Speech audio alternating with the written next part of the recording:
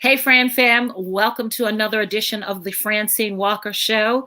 Thank you for joining me this evening. I am excited about my special guest this evening, Tonya McKenzie, the LA County Commissioner. We're going to talk about police reform, just everything in regards to that. I almost had a little slip in my brain, but I'm just excited and enthused to talk to Tonya. So please, without further ado, please join me in welcoming Tonya to the show. Hi, Tonya.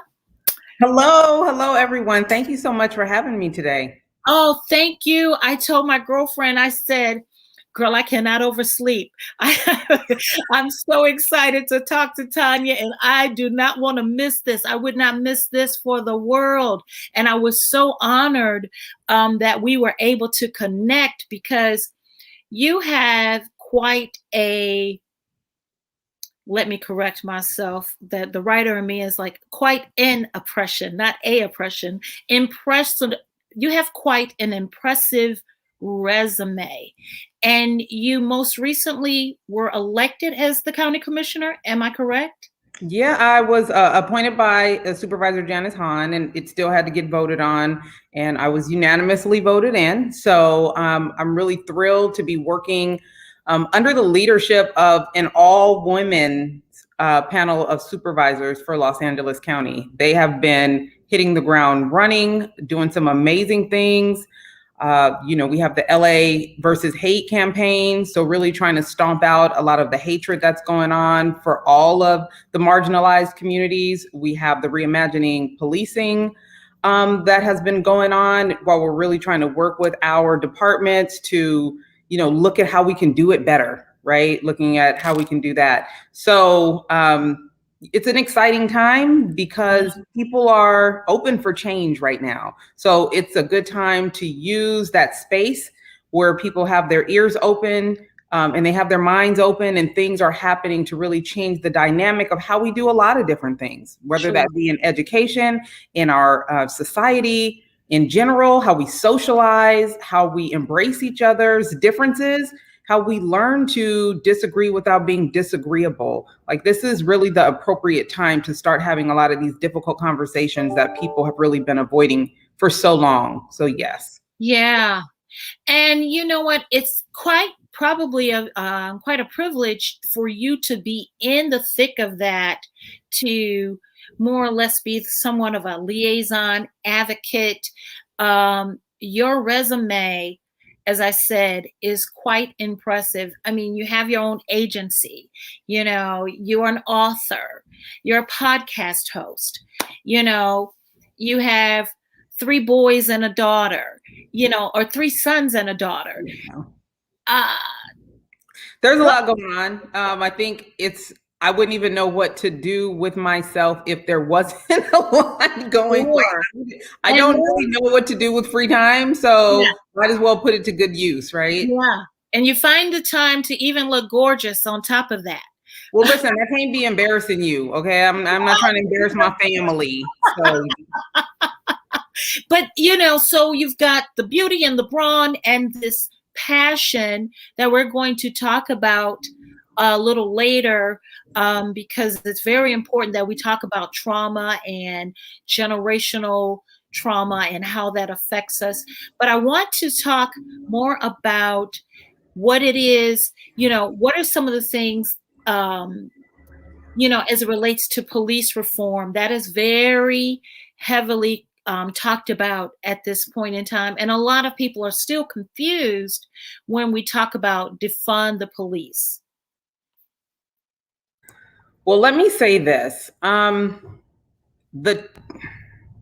am a communications professional, so it is incumbent upon me and those of us that are in this field to be clear about what we're communicating. So when I hear the slogan, defund the police, for me as a professional, it's misleading, because we're really not going to defund the police. One, that's never going to happen, and I can get into why that's never going to happen. But okay. 2, because for most of the people that's even advocating for it, that's not what they mean, right? So as a comms professional, PR professional, it's really putting meaning behind that, telling the story about what that actually looks like. And for some departments, I think I'm a little spoiled because I've worked with departments. I'm on the Redondo Beach Community Engagement Board, and some of the things that many agencies want to do, Redondo Beach is already doing them. So when I hear those terms and people start to explain what it is that they want, I can say that I'm truly blessed to be in a place where, okay, they have those things, right? You want to be able to have mental health professionals come out for mental health issues. You want to be able to have special needs taken care of by people that are experts in that field.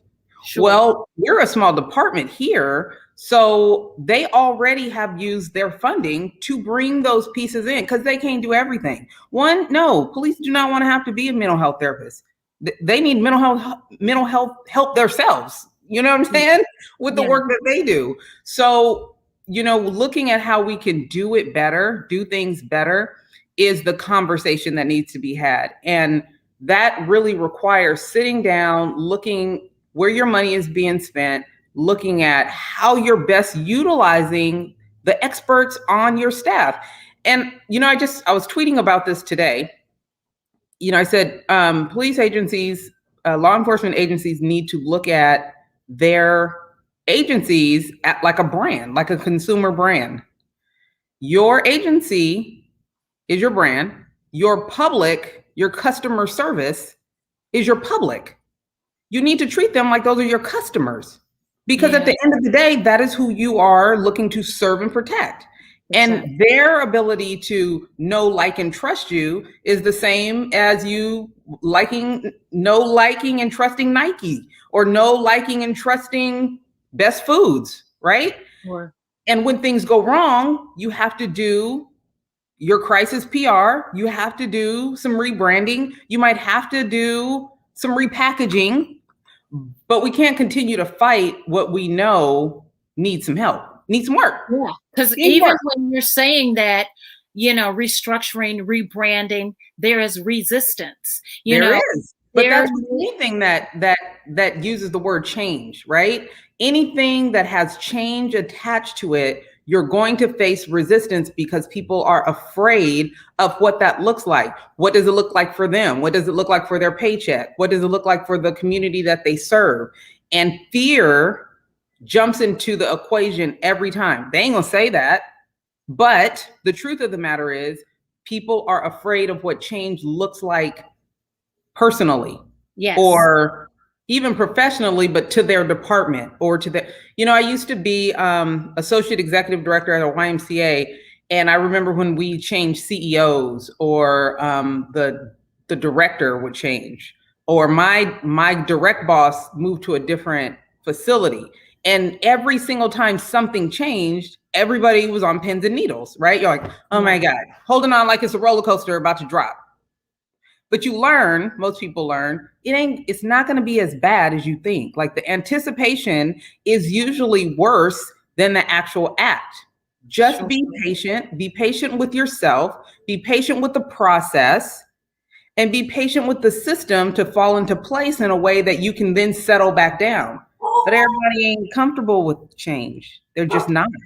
So even in the police department, grown men and women, not all white, some Black, Mexican, everything. Well, that, yes. Right. So no one knows what it looks like and what it feels like until we make it happen. So our job is to go in and make it happen, and maybe handhold a little bit through the change, but the change has to happen. It has to happen. And it's good to see that Redondo Beach is taking, the lead in this, the way it should be understood. Apparently, there is this misunderstanding because it seems that when you're kind of like the oppressor, there is that resistance to a degree to let go, because you are going to lose that power. It just seems to me that a lot more are not on board, probably due to the fact that there is going to be some loss of power. But at the same time, we've seen, matter of fact, she's in the news now, from the Kim Potter with the taser, or Kim Potter, Amber Geiger, Mhm. Ma'Khia Bryant last week, shortly after the Chauvin verdict. It's like, what gives? What gives? I had We a Go I ahead. had a panel last week, and usually when things get a little contentious, I have a panel of Black police officers to speak on some of these issues, because Yeah. what I recognized is that there's the police officer voice, then there's the Black Lives Matter and the Defund the Police voice, but no one ever asked the Black officer what they think and how they feel. And in my business and my company in particular, we really work hard to elevate voices, right? Yeah. Elevate your voice, elevate your message. And I just felt like it was time for their message, their voice, their stories to be heard, right? So you have situations like that, and we'll sit around and we'll talk about them live so everybody can hear and listen and really think about things from their perspective, right? Yeah. And it gets it'll take you to a place that you didn't expect to go, because they're sharing something that you're unfamiliar with. Being a Black woman police officer, that has been run over or shot by someone, right? Being a Black police officer that has to deal with other Black people that don't like them. Being an African American officer that sees nastiness about their career field on the timelines and whatnot of people they consider their friends and family. That's an emotional place that you can't really put yourself in because you don't have that experience. So hearing other people's stories and sharing their experiences is really important to bring perspective. And also, while they're telling their stories, you get triggers because they can tell it in a way to where maybe you didn't experience it, but you've experienced something similar to what they're saying. So it's important that, so even in the stories that are in the headlines now, we didn't talk about Ma'Khia, but one of the things that we have really started to hone in on is that we need to take a breath and let things come out, let the facts come out, and then judge, right? Yeah. We don't do that a lot. We have knee-jerk reactions, and we think we know both sides of the story. And I know many people are like, there is no both sides. Well, even in a story such as Ma'Khia, I'm a mom. And well, it's a hard place to be because I don't want to see another Black woman shot. But I also have a daughter, and she's not a teenager yet. But I feel like we failed her long before the police failed her, because this girl is in foster care. Yeah. And Exactly. it's well known that this kind of stuff happens at foster homes all the time. So we're upset, super upset now that this girl has lost her life, but she was neglected and left in the dirt long time before this happened with the officers. Like, we got to think bigger than this. We have to think bigger than, how do we keep our kids, our next generation of leaders, from even being in this position? And why every time something happens in a foster care home, we just brush it over. We just move past it, because this kind of stuff happens every day. I don't really understand why the media covers only certain things. I know that unarmed white people get shot a lot. Doesn't get covered a lot. Why is that? We can only control what we can control. And right now, I look at that, and even before I take judgment on what happened with the police officer, I'm hurt, because what is she doing in foster care? And if her mom or her auntie shows up right before that, where was she before that? What's going on here for real? Like, really, what's going on here? I don't really like dealing with things from a surface level, because usually it's a lot deeper than that. Absolutely. It's a lot deeper than that. And that's why when we, were talking earlier, I asked, can we talk about that?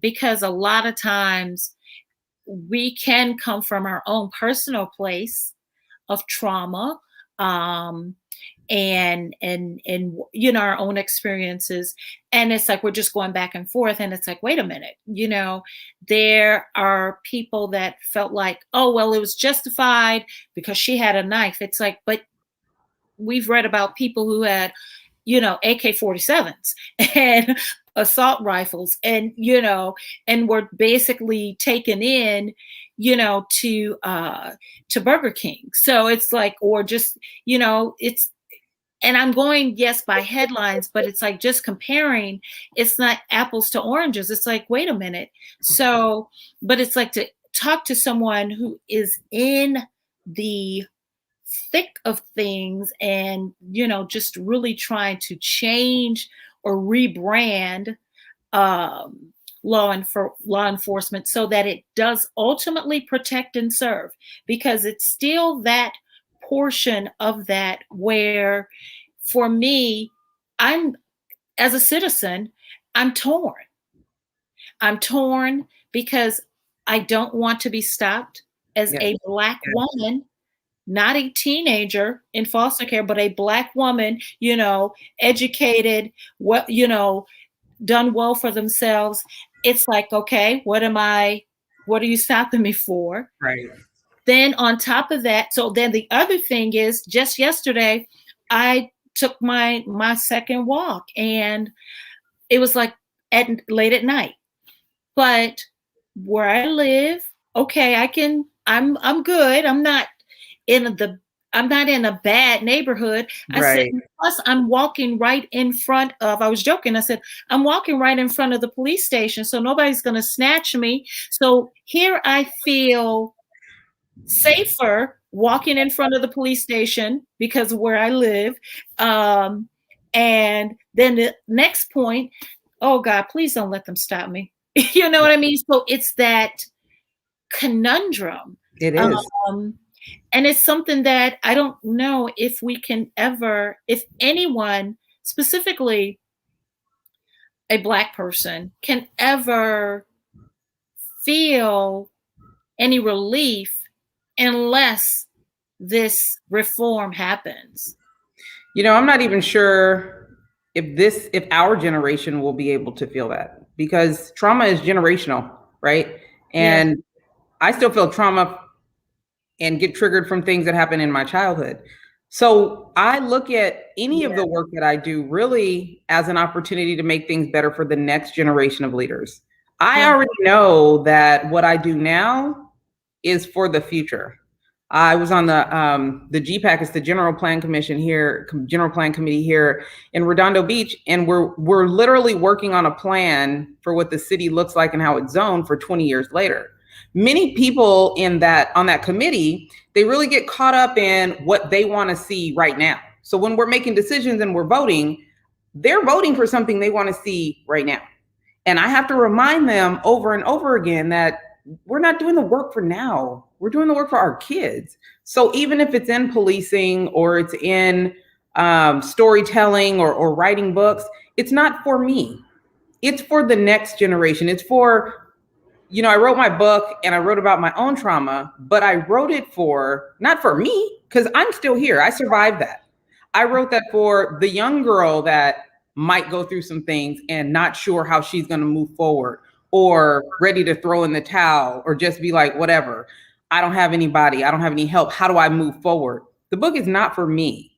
It is for the next person that needs it. So I think it really just depends on mindset. If some people do get into politics and public service for personal gain, that's just that. Some people get, one of the conversations we had with the officers this past weekend is, you know, I asked them, I'm a member of Zeta Phi Beta, and I said, you know, some of us in college, when we pledged, you know, some people are like, they're not that popular, their self-esteem is kind of low, they might be smart, but whatever, they pledge, and then all of a sudden they get their letters and they fire, you know, they're burning up, everything is great. I said, does you know, I was like, does that resonate in your field? And they were like, absolutely. There are people that become be a part of the force that then think they're amazing. They're just, so it's not just the field. It is literally how humans function. Sometimes Yeah. they get authority and power and it goes to their head. Yeah. The ego can be a terrible thing, driven based on, because one of the things that I also, you mentioned something. I wanted to just go back a minute when you talked about the Black officers, where you have this panel where they are able to voice their concerns and really speak out, speak their heart. There's this concept where it's like, well, it's a few bad apples. But if all the apples, and then there's the good apples, but if all the apples are on the same tree, do you cut the tree down? Do you know what I mean? Do you cut the tree down? Is that part of the reform? How do you do that? Even if it's for the future generations, because it's going to take a lot, because it's God, it just makes me almost choke. It's such an insidious thing, that, and it's so insidious, this thing that we're talking about, that makes some people, that make the Derek Chauvins, and I'll just say alleged, for just to be politically correct. Because I would not be a good journalist if I said, yes, he has been, convicted, but just the alleged Derek Chauvins of the world, where we are just, do we cut the whole tree down? Because there are too many bad apples on that one tree. And the good apples feel, as you mentioned, they feel somewhat paralyzed, because it's like, that's a colleague. The woman, we just had the woman who was given back pay and whatnot, the police officer, Black police officer. She stopped excessive force, a fellow officer. So it's just a very interesting place. And it's just, I don't know. I'm speechless, and I don't know, where do we, how does that look? Do we just cut the tree down? You're smiling. I see that you're yeah, that's because I know you are bridging the gap. So you have to see both sides. When you're bridging the gap, you can't have one side up and one side down. You have to have that balance. So I know you have to be objective, but do we cut the whole tree down, Tonya?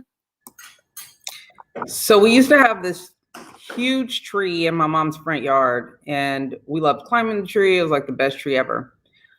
One day all of our pipes were messed up in the house, and we called the plumber out, and he said, you guys got to come get somebody to do something about the tree roots were messing up the plumbing. So the tree was so big, the tree was so strong, and the roots were so strong that it was tearing up underground the pipes from the house. And this has happened to multiple people. Yeah. They come out, and it's super expensive, and they cut off the roots that are causing the damage. This is a true story. They cut off the roots, but guess what? We got to keep the tree and the fruit that was growing on the tree. So I don't think you cut down the whole tree. I think you root out the issues, which the people are afraid to talk about. You root out the damage, you repair what you can, and you keep the tree. Because everybody liked the tree. If it wasn't for the tree, I wouldn't be here. So I'm not getting rid of the tree. I need the shade, I need the fruit, I need to be able to play. We're not getting rid of the tree.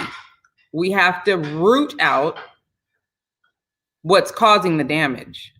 But that's fear. That's afraid to do the work to get out the damage, because it might be somebody that they like. It might be somebody that's doing something personal for them. It might be something that they just don't want to deal with. Yeah. Difficult conversations are hard to have. And you see that we saw a lot of, and it's a similar concept, a lot of corporations last year wanted to be on the right side of history. So they made all these declarations where, we stand Black Lives Matter. It's like, yeah, but you have nobody Black on your board. You don't have uh, management that, or executive management that reflect Black faces or brown faces. So there is that quote unquote performative diversity and inclusion. So again, it's like, yeah, because do they really want to talk about the uncomfortable things? Do they really want to talk about the racism and the person that I'm working next to that makes my work life a living hell? I'm there 10 hours a day and I got to deal with Johnny who has an issue with Black people. So there is that diversity and inclusion where it's like, yeah, we have to do more than just have pizza and pop, and really delve into some uncomfortable stuff. But it is uncomfortable, which I think that's why it's probably going to take a lot for the next generation. Hopefully my grandkids will be able to enjoy it. But it sounds like it's very difficult to get into, but it's like we got to get past this performative, we stand with you. No, it's got to be some work, because I don't want a Black Lives Matter street mural. I really want to be able to feel safe, or my grandkids to feel safe, if we're talking the next generation, to feel safe if you pull me over and it's routine and it's justifiable. You're not going to shoot me in the back like it. And let me say, I'm just giving because I typically do not watch any of the footage just based on my own personal childhood and trauma. I don't watch it just to protect my own self, my peace.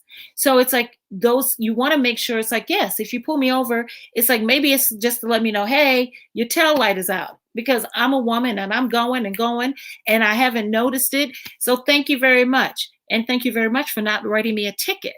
So we understand the importance, because if something is going down, I really want somebody to protect and serve. You know what I mean? So we want to move past that performative where it's like, we stand with Black Lives Matter and we put money towards this. It's like, no, no, no, no, no.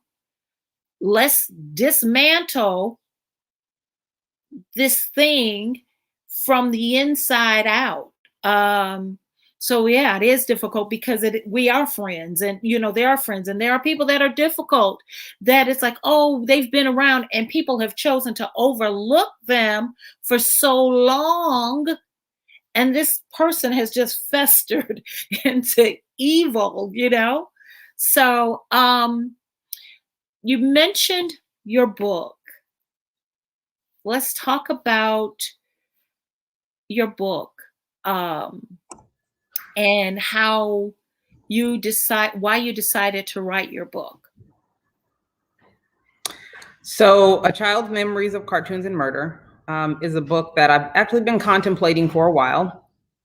I used to coach high school cheerleading and junior high, young girls, talk to them all the time. There was a moment where I realized that I wasn't being completely honest with them when I would tell them that I understood what they were going through. Many of these young girls, especially when they get in trouble, they would confide things in me, and I'm there for them and I give them support. And then I realized I was holding back myself. So I'm, good for telling people, be honest, be open, let's talk about it. And I had yet to talk about my own issues. So A Child's Memories of Cartoons and Murder, I wrote about 3 years ago. Started writing about 3 years ago. Once I had resolved that I was over what had happened to me but I wanted to use it to help other young people or anybody that had been through trauma, drama, and was struggling to move past it. And that at the end of the day, generational dysfunction is really hard to get past because it is a family, it's a family affair. It's not just you. If it was just you, it would be different. You can make a decision that just affects you, but you know that everything in there affects everybody else. If you're going to write it, are you going to be honest? Are you going to use names? Are you going to, just tell a portion of it? So it took me a minute to really decide that I was ready to tell the story in its totality. And I only talked about things that affected me. Like the book could have been an encyclopedia of drama, but I really only talked about the things that I had been a part of. So I'm a gun violence survivor. So I'm also a spokesperson for Everytown and Moms Demand Action for gun violence reform. Sure. I watched my mom get shot while she was trying to protect her boyfriend at the age of 4.5. My uncle actually is my great uncle, and him and my mom had some kind of weird relationship. He came over on a Saturday morning. He came in. She was trying to protect her boyfriend. He shot her, trying to get to him, and eventually shot and killed him in front of me and his son on a Saturday morning. And from that moment, my life changed. So once we that situation, my mom went to the hospital. I went to my grandmother's house. Girl went back to school on Monday. That's back then. I'm going to bring it back to police reform really quick. Yeah. They took me to my grandmother's house after that happened. So we used to live in my grandmother's house before we had our own place. And I went back to school on that Monday.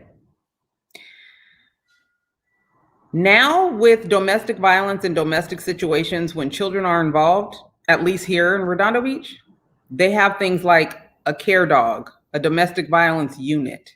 Mm-hmm. Things like that show you that change is possible. And I didn't even know that didn't even hit me until I started writing the book to realize no one even cared what was going on with this kid, right? Everything is about the adults, the grown-ups who are starting all this mess around these kids.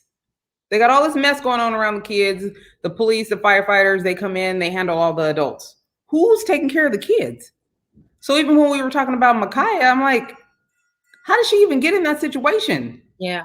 And as much as we want to talk about police reform, we still got Black people reform we need to work on. And it's not a Black on Black crime conversation.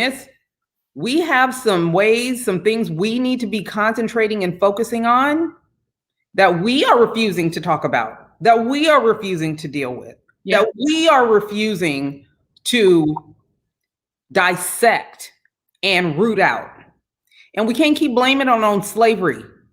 Listen, I know we have some generational trauma from slavery, but ain't nobody in my family been part of slavery. So the mess that happened ain't got nothing to do with roots and nothing that happened back then. Yeah. So as a child survivor, I'm not trying to hear that, right? It's not a thing for me. My thing is I was a 5-year-old who was supposed to be watching cartoons on a Saturday morning. And because of some adult drama, it changed my life. My childhood was over. Yeah. Once me and my mom reunited, we were in a federal witness protection program. My mother was told to lie for her uncle to protect him from going to prison. She lied, but they already knew the truth. So she got charged with perjury. So we spent time, because she was trying to protect her family, we spent time in a federal women's prison for women with children. So for people that think that this is only something that happens on TV, I spent time in prison as a child with my mother. And there were other women there with different stories, serving time with their children. It's a thing. Yeah. what are some of the things that you think we need to talk about? Because I'm right there with you. When you said 4 years old and you saw, it's like, oh my God, it took me back to my own childhood, um, and what I witnessed and how I was the person, and I don't even talk about it. Um, because it was just a lot. And but at the same time, I'm 4 and I'm the person that is responsible for saving a loved one's life. I had to go downstairs to the other because it was a two-family flat, go downstairs, let them know, hey, call the police because I'm 4, you know. Um but what are some of the things that we need to talk about? Because that is so prevalent in our community to protect. Um,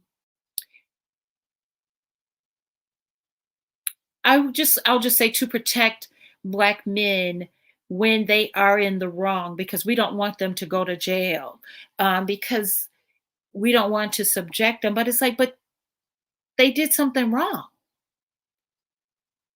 That's what happens when you do something wrong. There are repercussions when you do something wrong. Why are they exempt? If I did something wrong, I would have to go to jail. So that's one of the things that we talk about. We see it even with we march, we march and march and march and protest when it comes to a Black man getting gunned down. Black woman, nothing. Nothing. So, God, I mean, how long were you in prison with your mom in this program? I think we were there for about a year. That's a long time. Yeah, I think we did about a year. I remember I did at least a school year um, with that. But back to your question. Against towards your mom? How did you feel? What was it? What was that like? I didn't really understand what was going on Yeah. until I became an adult. No, my teenage years, she was kind of, I won't say she's in and out of my life, but we had our place and we'd be living with my grandmother, and then we'd have our place and then we'd be back with my grandmother. And so it was a back and forth. It was very unstable. I probably had about 21 addresses before I graduated high school, and encountered the police over 100 times by the time I was 18, no fault of my own. So even looking at perspective, when we were talking about law enforcement, I'm like, if it wasn't for law enforcement, I wouldn't be here. Who would I call? Yeah. And then for the people that are like, well, let's get some mental health people in there to deal with some of those domestic violence. Let me tell you something. When my grandmother was about to throw that hot fish grease on her husband, ain't no mental health therapist gonna save him. Period. They both gonna get it. So for those people that really want to put high value on what can be done outside of law enforcement, you better think again, because you might be risking someone else's life. Sure. And those are all things that have to be considered when we peel the onion, and look at reforming law enforcement. There's those things. It's like, you got to have that. Just as I said, we still need to be protected and served, because like I said, I'm the conundrum with me. It's like, okay, I get pulled over for a routine. It's like, hey, your light is out, and probably for my own safety, you probably should get that fixed. And you might get a ticket or might not if I talk you out of it, because it's like, officer, I didn't know. But at the same time, it's like, I feel safe walking here because there's the soccer field here, the lights are on, it's the community center, it's well lit, and the police station is right here. So I'm just going to walk this pathway because I feel safe. And even, specifically when I was working on my my bachelor's degree in journalism, I did a ride along, And man, it was more going on in Detroit than it was, where I am. So it was just like, whoa. I think the most we did was went to someone's house that the person had passed away. So we had to do that routine thing. But, it is a lot of things that we don't talk about and we should talk about, because I always say, yeah, there's racism, but we have so many isms in our own backyard. We got colorism, which is a construct that we oppress one another based on complexion that we don't talk about. We have sexism. We have toxic masculinity. Black women are probably one of the most targeted, and it's due to intimate partner violence. That where we lose our lives. We typically lose our lives. And it's like no disregard, no shade, no cap to Black men, but the truth is the truth. The truth is the truth. I can't change that because I'm not in control of that. I can only recite stats. It's not skewed. It's not all. No, these are the facts. I can comment on your conundrum. There is such thing as secondary trauma or PTSD from being a secondary person in a situation. And I wanted to say that because, listen, I love my Redondo Beach Police Department and San Jose Police Department and Palo Alto Police Department that have all been there for me, right? Yeah. But at the same time, I'm not ignorant to the fact that this is something that continues to go on, police brutality, right? We see it all the time. One of the things about trauma and long-term trauma and PTSD is it doesn't always have to be to you.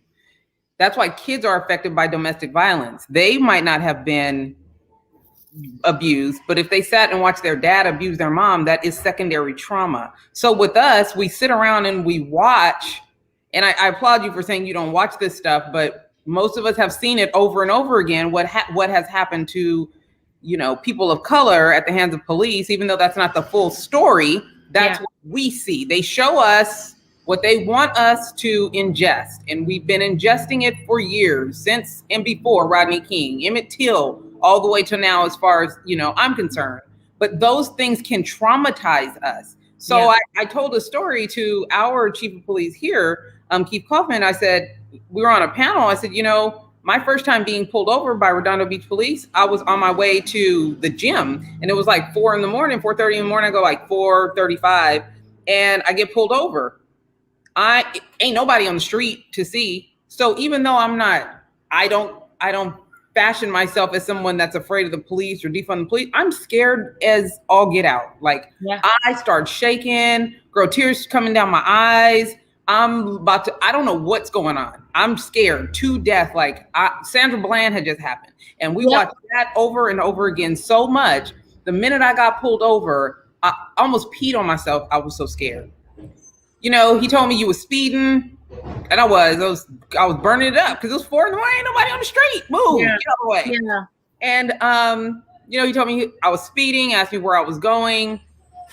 And, I told him I was going to the gym, told him which one I was going to. He was like, what, man, I'm going to let you go with a warning because you're going to the gym where I should be.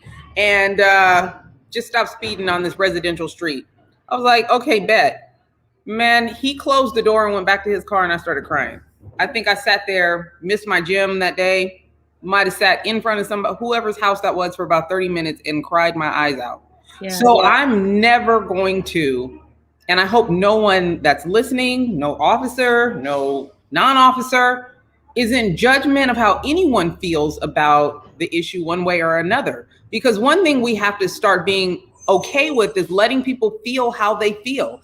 We can't do the victimology, woundology thing and, my trauma is bigger than your trauma. If you are traumatized or your feelings or emotions got you acting some kind of way, no one can judge that. You need to work through that. So, that let me know. I told him how I was feeling so he would recognize, okay, people that don't commit crimes feel this way, even though that's not your intention. it's a process of communicating how you feel and why. And then I need to work through that, because now I'm like, I'm over here tripping because of something I watched. So maybe I need to stop watching so much of this, or maybe I need to deprogram myself. Because on some level, we have programmed ourselves to act or react a certain way about things, right? So that's why it's also important when we get information that we sit on it for a minute before we respond. I was telling somebody this the other day, one of the guys on my board, he is so over the top, my board of directors. And I said, but he's so smart. So sometimes he'll say something or he'll send me an email before I even respond, because I get this initial reaction, like he's gonna be saying something crazy. I take a minute. Yeah. Go back to it the next day. If we did that more often than just having knee-jerk reactions, and we listen to hear instead of listen to respond, we'll be so much better off. We ain't got to run back and apologize. We don't have to walk it back. We can make informed decisions about things. And yeah, it's okay for you to make a judgment call, or you to have a feeling or an emotion based on something that you've seen, heard, or read. But I also have to respect the fact that you might feel something different than me. It hit you different. It resonated with you different. And it usually comes down to life experience. I don't expect anybody to have the same feeling about police, Black women, Black men, white people that I have, because my experience has been different. At the same time, when I share my story with you, maybe it will resonate with you in a way that you can understand at least where I'm coming from. You don't have to agree, but it makes sense to at least have the conversation, or listen to hear and not always listen to respond and rebut. Sure. Yeah. Talk about how, I'm curious as to how you worked through your trauma to be here. You know, do you ever stop working through it? And this is something that can be applicable to anyone like us. You know, we were talking about that. It's like, we don't wish nobody this membership. Club. You know, and we ain't accepting no more members to this trauma at all. No, we don't even want to be members, you know. But how did you, I'm curious as to how you worked through the, you know, the 21 addresses, the 100 police visits, and, you know, even witnessing murder right in front of you, you know, instead of cartoons. How did you work through that to become who you are today? And I'm not saying, you know, that's your success takes place, but you are very successful, Tonya. And you know, your resume, it's like, wait a minute, your bio alone is like, well, let me, Instagram was like, it's too long.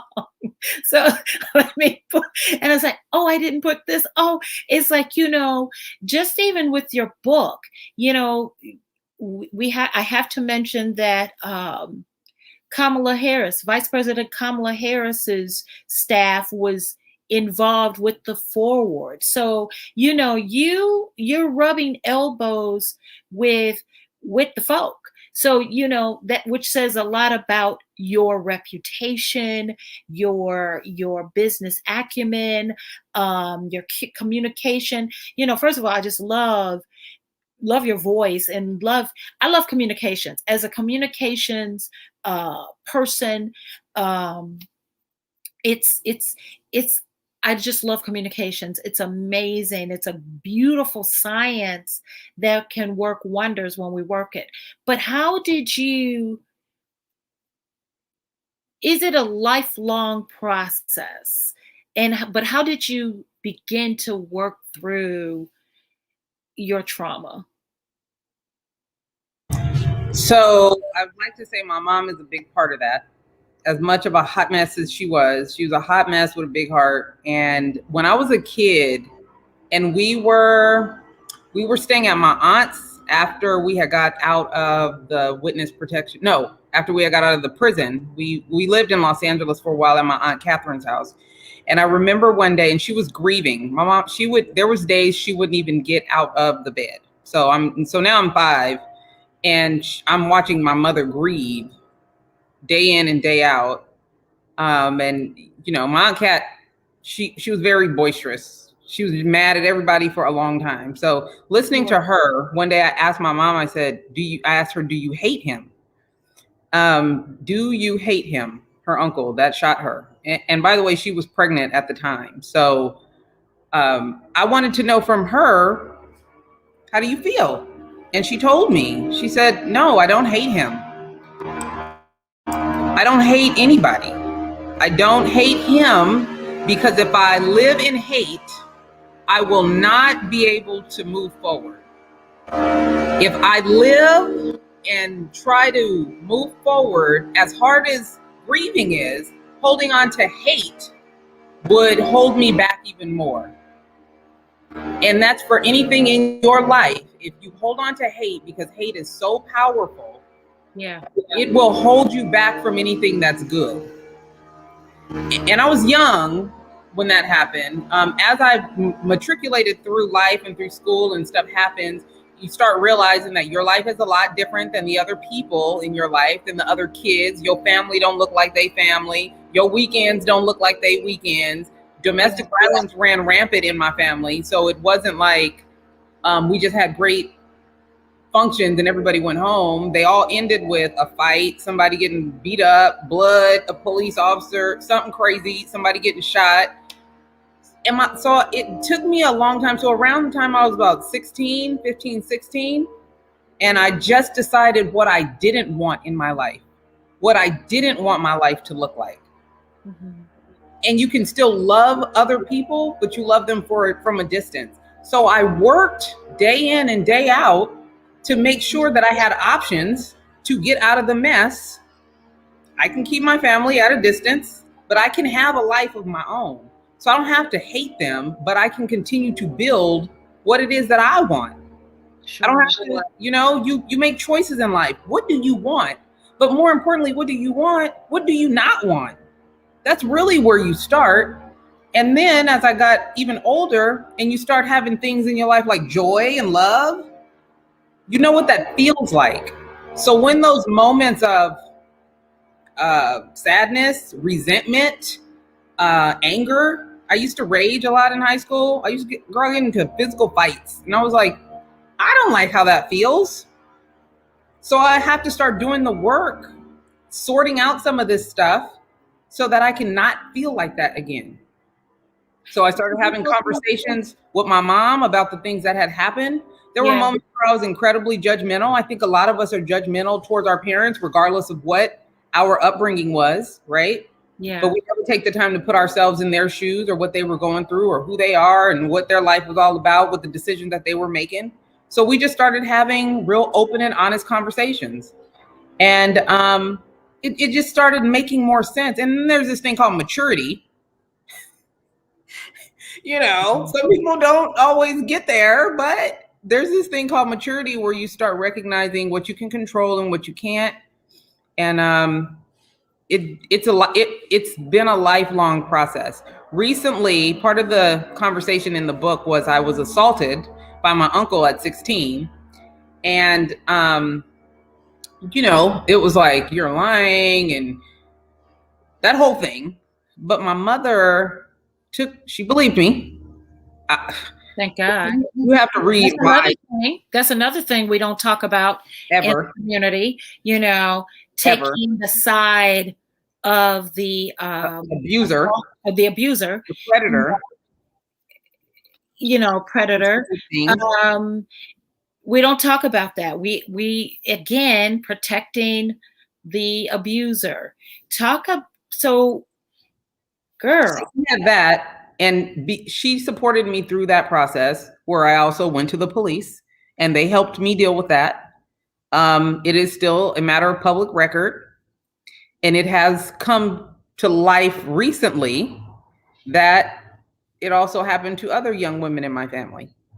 So when you talk about healing, yeah, it's I thought I was over it until it kind of came back up again. And now I'm like, but I'm not angry about it. I just find myself in a place where I'm always trying to figure out what can I do to make it better for the next generation, because I don't want anyone else a member of any clubs I'm a part of that have to do with trauma and drama. Wow. You mentioned something about Vice President Harris's, at the time, obviously not vice president back then, but her office was responsible for keeping the murderer in jail. Were we talking about the last uncle? So no, not the Not no, this uncle. different Not one. Yeah. So that's how dysfunctional it is. No, it was the murderer was my great uncle, my mom's the uncle. great uncle. Yeah. Yeah, and he was a danger to society, and he got paroled a couple of times, and her office did the work to keep him behind bars.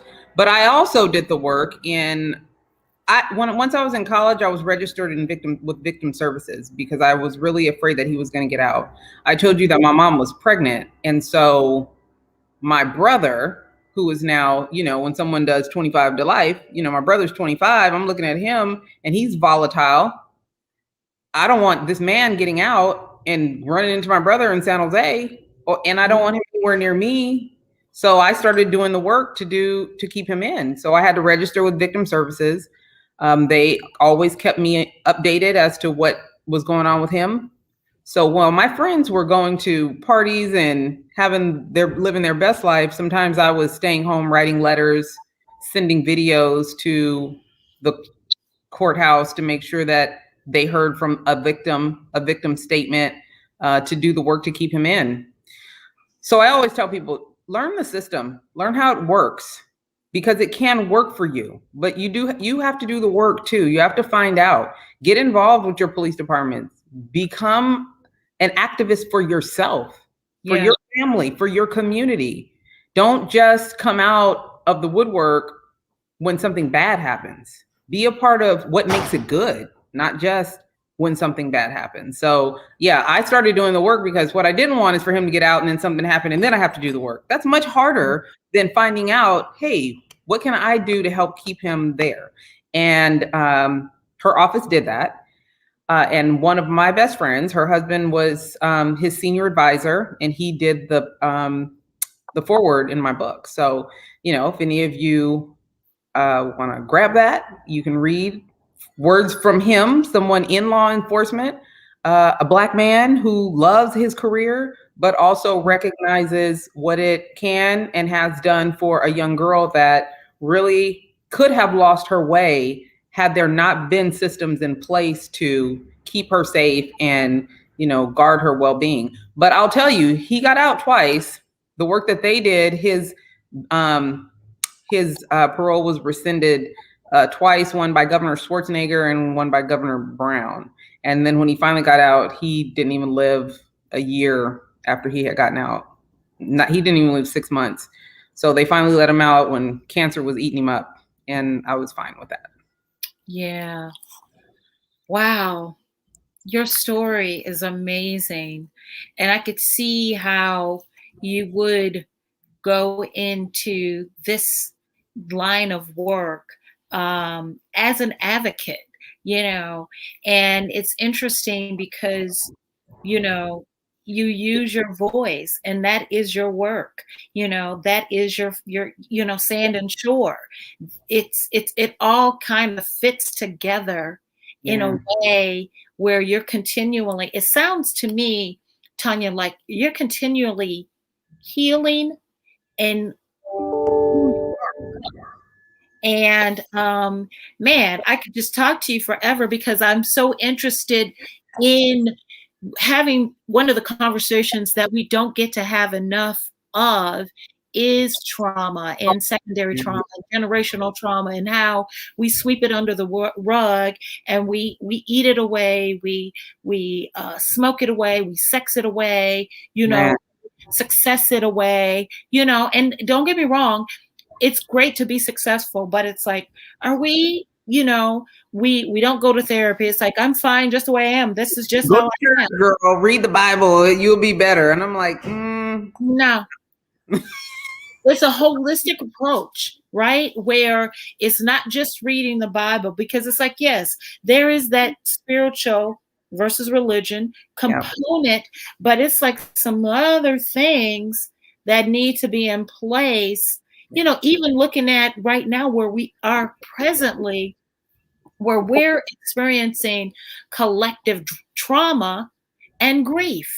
So there's, so this is another unfortunate space that we're in, where we have to manage that and and address that. But I don't want to hold you. We did say an hour. I am just, again, so honored and so just fascinated by your story, hence A Child's Memories of Cartoons and Murder, which is available on Amazon. And anything you want to add before we close? It's just been great.